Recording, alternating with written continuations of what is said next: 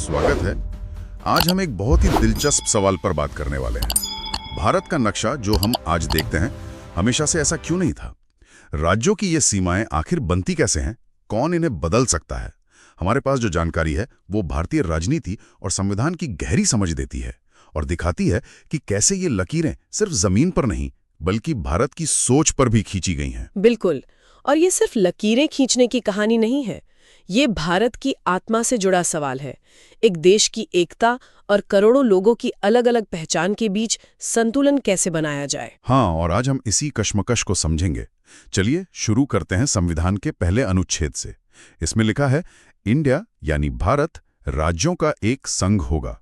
अब राज्यों का संघ या यूनियन ऑफ स्टेट्स सुनने में तो फेडरेशन ऑफ स्टेट्स जैसा ही लगता है, जैसे अमेरिका में है।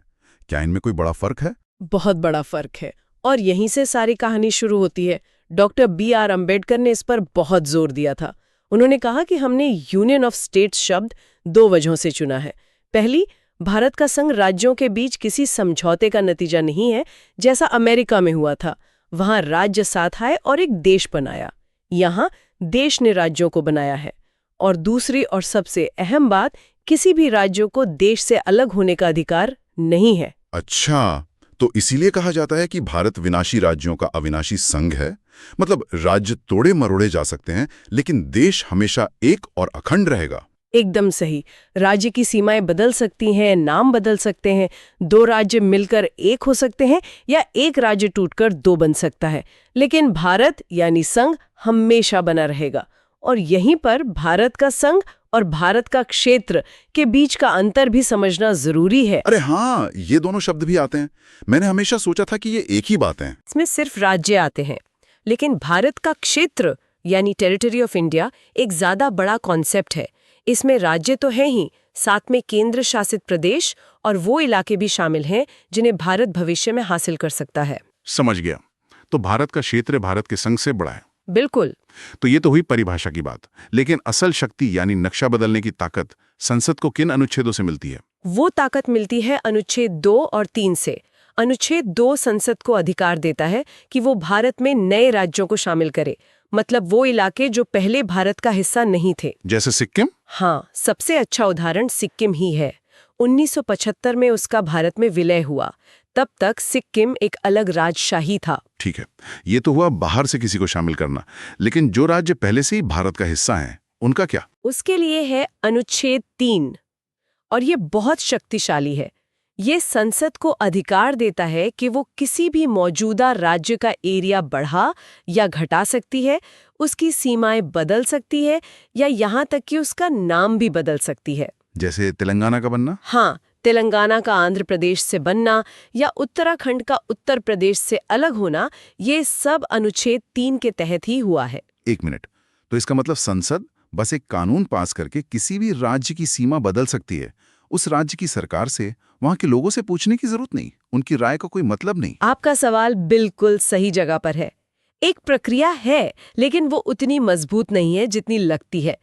ऐसा कोई भी बिल लाने से पहले राष्ट्रपति की मंजूरी जरूरी है, और राष्ट्रपति उस बिल को संबंधित राज्य की विधानसभा के पास उनकी राय जानने के लिए भेजते हैं। अच्छा, तो वो राय देते हैं? हाँ, लेकिन, और ये सबसे बड़ा लेकिन है, राज्य विधानसभा की राय राष्ट्रपति या संसद पर बाध्यकारी नहीं है। क्या मतलब वो चाहे तो उस राय को पूरी तरह से नजरअंदाज कर सकते हैं? बिल्कुल, पूरी तरह से।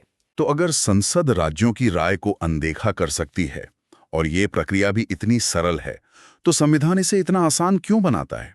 कैसे एक बड़े संविधान संशोधन की तरह मुश्किल नहीं होना चाहिए था? यहीं पर अनुच्छेद 4 की भूमिका आती है। संविधान बनाने वालों ने जानबूझकर इसे आसान रखा। अनुच्छेद 4 साफ कहता है कि अनुच्छेद 2 और 3 के तहत नक्शा बदलने के लिए जो कानून बनेगा उसे संविधान का संशोधन नहीं माना जाएगा। अच्छा।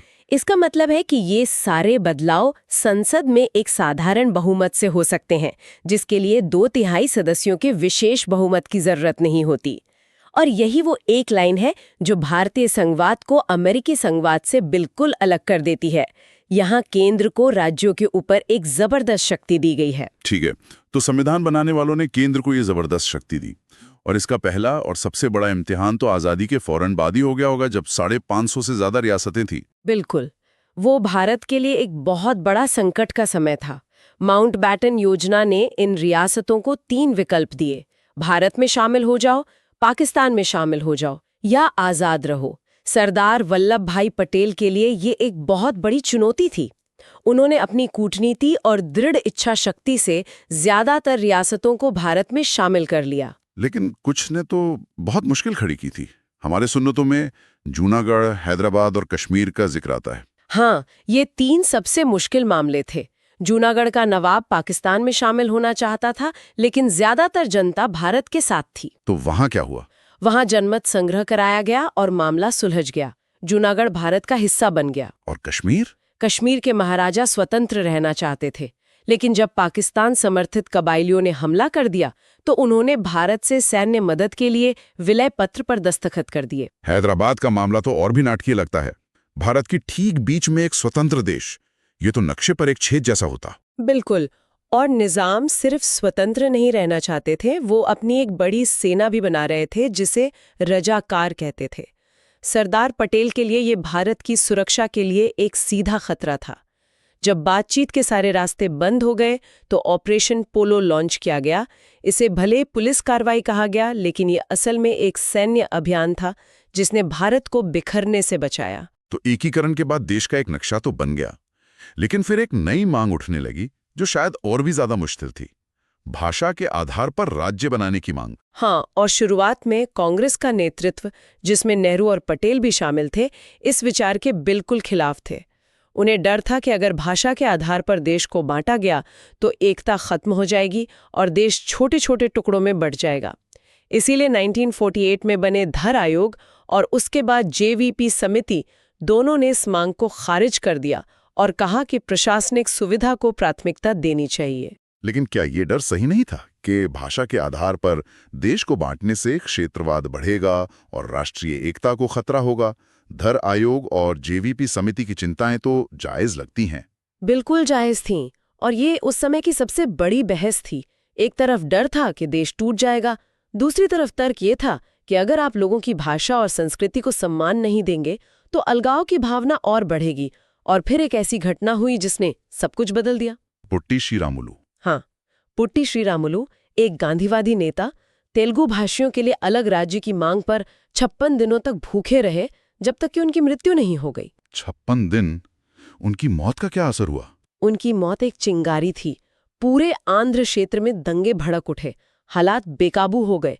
एक सरकार जो इस मांग को देश के लिए खतरा मान रही थी, उसे रातों रात झुकना पड़ा और अक्टूबर 1953 में भाषा के आधार पर भारत का पहला राज्य बना आंध्र प्रदेश। तो एक बार आंध्र प्रदेश बन गया तो फिर तो जैसे दरवाजा ही खुल गया होगा। फजल अली की अध्यक्षता में राज्य पुनर्गठन आयोग बनाना पड़ा। उस आयोग ने क्या कहा? उस आयोग ने एक बीच का रास्ता निकाला। उसने माना कि भाषा राज्यों के गठन का एक मुख्य आधार हो सकती है, लेकिन एक भाषा एक राज्य के सिद्धांत को खारिज कर दिया। और इसी आयोग की सिफारिशों पर 1956 में भारत का नक्शा फिर से बना। हाँ, राज्य पुनर्गठन अधिनियम 1956 पास हुआ और 1 नवंबर 1956 को 14 राज्य और 6 केंद्र शासित प्रदेश बनाए गए। ये एक बहुत बड़ा कदम था जिसने भारत के नक्शे को काफी हद तक वो शक्ल दी जो हम आज जानते हैं। तो 1956 में राज्य पुनर्गठन आयोग के बाद सब कुछ सुलझ गया होगा, है ना? नक्शा फाइनल हो गया? नहीं, बिल्कुल नहीं। असल में 1956 ने तो बस एक दरवाजा खोला था। एक बार जब भाषा का सिद्धांत मान लिया गया तो ये एक मिसाल बन गया। इसके बाद तो जैसे मांगों की बाढ़ आ गई। अच्छा। 60 और 70 का दशक असल में 1956 के भाषाई फॉर्मूला को ही आगे बढ़ा रहा था। 1960 में बम्बई को मराठी बोलने वालों के लिए महाराष्ट्र और गुजराती बोलने वालों के लिए गुजरात में बांटा गया। और पंजाब का भी तो पुनर्गठन हुआ था, जो काफी तनावपूर्ण था। हाँ, 1966 में पंजाब का एक और बड़ा विभाजन हुआ। अकाली दल के आंदोलन के बाद पंजाबी भाषी पंजाब और हिंदी भाषी हरियाणा बनाए गए। पहाड़ी इलाकों को हिमाचल प्रदेश में मिला दिया गया और चंडीगढ़ दोनों की राजधानी और एक केंद्र शासित प्रदेश बन गया। और पूर्व उत्तर में? वहाँ एक अलग ही लहर चली। वहाँ मुद्दा भाषा से ज्यादा जनजातीय पहचान और संस्कृति का था। विशाल असम राज्य से नागालैंड, फिर मणिपुर, त्रिपुरा और मेघालय जैसे राज्य बने। और ये सिलसिला तो हाल तक चलता रहा है। बिल्कुल। 1987 में मिजोरम, अरुणाचल प्रदेश और गोवा को राज्य का दर्जा मिला। फिर साल 2000 में एक बड़ा बदलाव आया जब विकास और प्रशासनिक सुविधा के नाम पर 3 बड़े राज्य बने। मध्य प्रदेश से छत्तीसगढ़, उत्तर प्रदेश से उत्तराखंड और बिहार से झारखंड। और सबसे नया राज्य 2014 में आंध्र प्रदेश से अलग होकर तेलंगाना बना। हाँ। लेकिन अब तक हमने जितने भी बदलावों की बात की वो या तो नए राज्य बनाने के थे या सीमाओं को बदलने के। जो 2019 में जम्मू और कश्मीर के साथ हुआ वो तो बिल्कुल उल्टा था। ऐसा पहले कभी नहीं हुआ था। सही कहा। 5 अगस्त 2019 का दिन भारतीय इतिहास में एक मील का पत्थर है। संसद ने जम्मू कश्मीर पुनर्गठन अधिनियम पास किया और पहली बार एक पूर्ण राज्य का दर्जा खत्म करके उसे 2 केंद्र शासित प्रदेशों में बदल दिया गया। ये बदलाव क्या थे? जम्मू और कश्मीर राज्य को 2 हिस्सों में बांटा गया। पहला, केंद्र शासित प्रदेश जम्मू और कश्मीर, जिसकी अपनी विधानसभा होगी दिल्ली की तरह। और दूसरा, केंद्र शासित प्रदेश लद्दाख, जहां कोई विधानसभा नहीं होगी। मतलब राज्य का पूरा ढांचा ही बदल दिया गया। हाँ, इस एक कदम से राज्य का अपना अलग संविधान और झंडा खत्म हो गया और भारतीय दंड संहिता यानी आईपीसी ने वहां के रणबीर दंड संहिता की जगह ले ली। इसके अलावा भी हाल में कोई बदलाव हुआ है? हाँ, एक छोटा लेकिन अहम बदलाव 2020 में हुआ, जब प्रशासनिक सुविधा के लिए 2 केंद्र शासित प्रदेशों दादरा और नगर हवेली और दमन और दीव को मिलाकर एक कर दिया गया। तो आज की स्थिति क्या है? इन सब बदलावों के बाद आज भारत में 28 राज्य और 8 केंद्र शासित प्रदेश है। तो आज की इस पूरी चर्चा से एक बात तो साफ है, वो शुरुआती वाक्यांश विनाशी राज्यों का अविनाशी संघ सिर्फ एक संवैधानिक परिभाषा नहीं है, बल्कि ये भारत की राजनीति का मूल मंत्र है। बिल्कुल। संविधान केंद्र को ये असाधारण शक्ति देता है कि वो देश की बदलती जरूरतों के हिसाब से आंतरिक सीमाओं को फिर से बना सके। बिल्कुल। ये स्रोत हमें बताते हैं कि राज्यों का पुनर्गठन कैसे हुआ, लेकिन ये एक गहरा सवाल भी खड़ा करते हैं जिस पर सोचा जा सकता है।